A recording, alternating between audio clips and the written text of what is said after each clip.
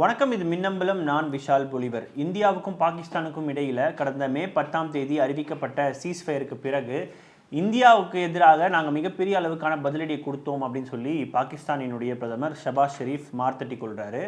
எந்த அளவுக்குனா, ஒவ்வொரு மாதமுமே 10ஆம் தேதி அன்னைக்கு வெற்றி தினமாக நம்ம கொண்டாடணும் அப்படின்றத சொல்லியிருக்காரு.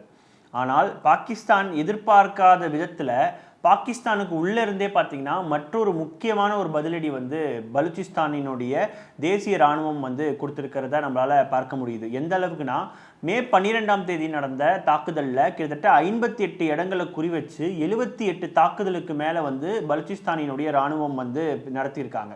கிட்டத்தட்ட கோடிக்கணக்கான ரூபாய் கனிம வளத்தையும் அவங்க கைப்பற்றியிருக்காங்க. இதை தாண்டி நேற்று முன்தினம் பலூச்சிஸ்தானினுடைய தலைவர் மீர் யார் பலூச்சிஸ்தான் ஒரு தனி நாடாக அறிவிச்சிருக்காரு மற்றும் இந்தியா சர்வதேச அளவில் மிகப்பெரிய ஒரு ஆதரவையும் கேட்டிருக்காரு. எதனால பலூச்சிஸ்தான் தனி நாடாக கேட்குறாங்க, அவர்களுடைய நியாயமான காரணங்கள் என்ன, இந்த காணொலியில் நம்ம தெளிவாக பார்க்கலாம்.